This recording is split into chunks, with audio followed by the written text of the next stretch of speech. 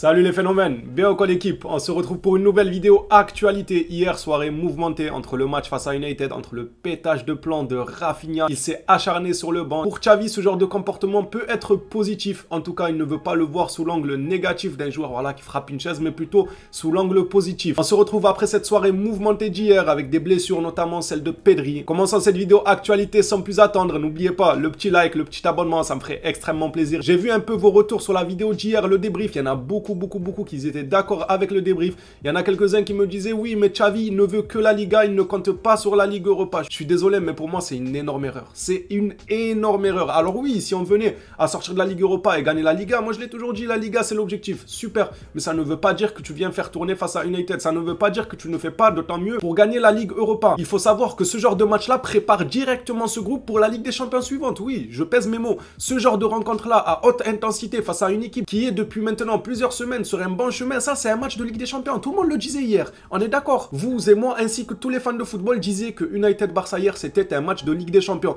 Donc vous allez me faire croire que Xavi a entre ses mains un match de Ligue des Champions pour préparer son équipe à la pression de la Ligue des Champions, pour commencer à souder le groupe. Car oui, en Liga on commence à avoir un groupe soudé, tout ça, mais en Ligue des Champions on a bien vu qu'on est sorti même d'une manière ridicule. Donc il faut profiter de ces affiches européennes là qui sont aussi alléchantes que ça pour montrer ce que le groupe sait faire, pour travailler les automatismes du groupe. Vous ne pouvez pas venir nous dire simplement oui, nous c'est la Liga et l'Europe on s'en fout. Ok, on gagne la Liga. Après la saison d'après, on va en Ligue des Champions. Les joueurs n'auront pas forcément créé de lien et connu ce genre de match à haute intensité. Donc on fait quoi? Ils y vont à l'aveugle, ils vont en Ligue des Champions. Ah mais nous on croyait c'est comme ça parce qu'en Liga c'est comme ça. Eh bien non, c'est un autre monde et ce monde-là il faut le préparer quand tu en as l'occasion. Face à United, on a l'occasion de préparer ce monde-là, même si on sortait etc. Mais au moins Xavi aurait mis son 11 titulaire pour voir justement ce que ça donne dans ce genre de match. Xavi lui il est arrivé, il voulait faire quelques changements, il s'en foutait de voir ce que son groupe qui était sur une très bonne lancée donne en compétition européenne à juste titre. Je trouve ça vraiment dommage. Pour moi, il doit justement se servir de ce genre de rencontre-là pour préparer l'avenir en Ligue des Champions. Si tu ne prends pas cette chance-là pour préparer l'avenir, à l'avenir, on va gagner la Liga, on va arriver en Ligue des Champions, on va se faire tarter à...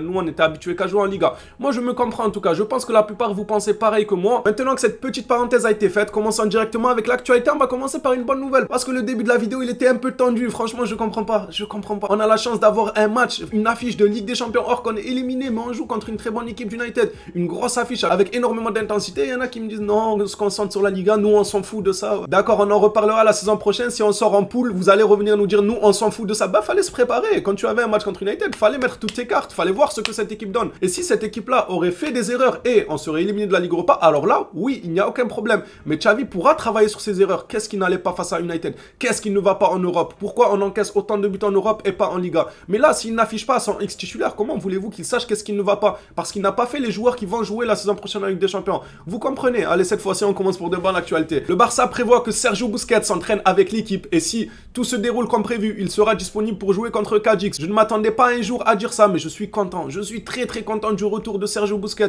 On a énormément de blessés. Déjà, rien que pour le retour face à United, Gavi, il a pris un jaune. Il fallait pas. Il ne sera pas là. Pedri, blessé. Dembélé, bon, il était déjà blessé. Il sera aussi blessé au match retour. Ça fait du bien que Busquets revient en perdant Gavi, Pedri. On en avait absolument besoin. À voir maintenant comment Xavi procédera lors des prochains matchs au milieu de terrain. Mais c'est une bonne nouvelle quand même que Busquets soit de retour avec nous. En parlant de Pedri, et vu qu'on parle des blessés plus généralement, Pedri a pour objectif d'être prêt pour le Classico le 19 mars. J'espère vraiment que ça sera le cas. Il ne faudra pas perdre des points, mais... Le problème, c'est que même si on perd des points, il y en a, ils vont dire on s'en fout, on a que 5 points. Pourquoi vous minimisez les choses comme ça? Pourquoi vous vous contentez de peu? Je comprends pas cette exigence minimaliste. Genre, ils ne veulent pas viser le maximum. Moi, je suis désolé, mais si on perd contre le Real, je serais dégoûté. Je vais pas me dire, alors oui, c'est vrai qu'on aura encore 5 points d'avance si jamais on perdait, mais on va pas se reposer sur ça. Arrêtez d'essayer de minimiser pour vous couvrir d'une probable défaite. Moi, je suis désolé, je veux la victoire. Et si on perd, bien sûr, on aura toujours 5 points d'avance, mais je serai quand même dégoûté. Je ferai pas partie du nombre de ceux qui disent, ah les gars, c'est pas grave, si on perd, on a encore 5 points. Non, on a 8 points, on doit garder cette avance de 8 points en gagnant le Real Madrid. Parce que ça sera un match très important et si on gagne ce match-là en gardant notre avance de 8 points, ça nous permettra peut-être à l'avenir d'avoir une chance de faire une erreur contre une autre équipe. Une équipe qu'on s'y attendait pas, une surprise, un match où on aura beaucoup de blessés, quelque chose comme ça. Mais il y en a, vous avez tellement peur de la défaite, vous avez tellement peur de l'échec que vous essayez tout le temps de minimiser. On perd en coupe, ah c'est pas grave, ce n'est que la coupe. On perd en Ligue Europa, ah c'est pas grave, Xavi joue que la Liga. On perd en Liga, ah c'est pas grave, on a 8 points, il nous reste 5 points. Et après, quand le Real Madrid va nous rattraper, rattraper et vous serez les premiers à pleurer, à dire mais comment ça se fait, mais on avait 8 points d'avance. Il faut arrêter d'être minimaliste et viser le maximum. J'espère que Pedri sera de retour face au Real et j'espère tout bonnement une victoire. Dembélé, lui, de son côté, a maintenant commencé à s'entraîner sur la pelouse, mais n'a pas encore été impliqué dans l'équipe. Le club ne veut prendre aucun risque. Il faut absolument prendre aucun risque. On sait que la santé de Dembélé est plutôt fragile. Il faut faire attention. Il ne sera donc pas disponible pour le match retour contre United à Old Trafford. Ça, on le savait déjà malheureusement. Frenkie de Jong, ça se précise. Barcelone veut maintenant garder Frenkie de Jong. Il est considéré comme un membre important de l'équipe, contrairement à l'été dernier lorsque le club a voulu le vendre. Frenkie est également heureux de rester. Alors cette information-là, je l'ai déjà partagée, il me semble, il y a 4-5 jours, une petite semaine, quelque chose comme ça. Mais cette fois-ci, je la repartage parce que c'est Fabrizio Romano qui en parle. Et vous savez que Fabrizio Romano, c'est l'une des meilleures sources. Souvent, quand il parle, ce n'est pas pour rien. Alors, il peut se tromper comme tout le monde. Mais souvent, ce qu'il dit s'avère être vrai. Donc, ça fait plaisir que le Barça ne veut plus vendre Frenkie de Jong, que le joueur est heureux à Barcelone. Et nous, les supporters, c'est la même chose. On est heureux aussi de notre côté de voir que Frenkie de Jong va probablement rester au Barça. Matteo Alemany et Jordi Cruyff ont eu une réunion avec Penny Zahavi et son bras droit. Je vais être honnête avec vous, je ne sais pas à propos de quel joueur, s'il y en a parmi vous qui ont vu quelques sources à gauche à droite qui disaient quel joueur Penny Zahavi est venu discuter autour de la table avec Matteo Alemany et Jordi Cruyff. Dites-le nous dans les commentaires. Mais désolé, je ne suis pas tombé sur la source qui annonçait un quelconque joueur. Gavi et Fred sur Instagram qui s'envoient des balles même après le match. Bon, ok, c'est drôle. C'est très très drôle. On a Fred qui a mis une image de Gavi en train de lui tirer le maillot. Gavi qui répond avec une image où il a mis Fred au sol. Ça, c'est bien fait pour toi, ça.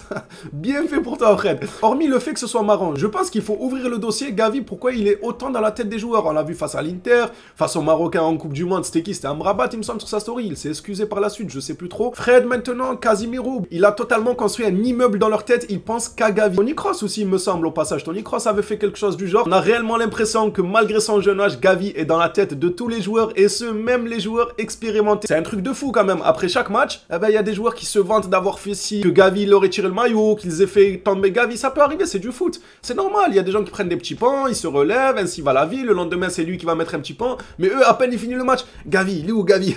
Après, il faut avouer que Gavi fout la haine, les gars. Moi, si j'étais un adversaire, là, je joue en face de Gavi, il fout la haine. Il fout vraiment le seum. Mais c'est bien d'avoir un joueur comme ça, vicieux, qui est dans la tête des joueurs, qui les pousse directement à la fin du match à chercher la petite image où ils ont mis en difficulté Gavi, entre guillemets, pour pouvoir la poster. Rafinha s'exprime lors d'une entrevue. Une équipe en Espagne que vous aimez autre que le Barça? Il n'y en a pas que le Barça. Très bonne réponse de sa part. Une équipe pour laquelle je ne jouerai jamais, le Real Madrid. Attention, faut jamais dire jamais. Rafinha, en t'a l'œil, hein. T'as dit jamais le Real Madrid. Par la suite, on lui demande, et en dehors de l'Espagne, quelles sont ses équipes préférées? Mes équipes préférées, nous répond-il. En dehors d'Espagne, Arsenal et le Paris Saint-Germain. Ah, le Paris Saint-Germain, je vous aime bien les amis parisiens, mais le Paris Saint-Germain, peut-être que c'est pour Marquinhos, Neymar, peut-être que c'est pour ces joueurs brésiliens qui sont passés par là-bas, Thiago Silva, à l'époque Ronaldinho. Mis à part ça, ouais, le PSG, on va pas s'amuser à vous tacler, vous n'avez rien fait là. Là, on est en paix.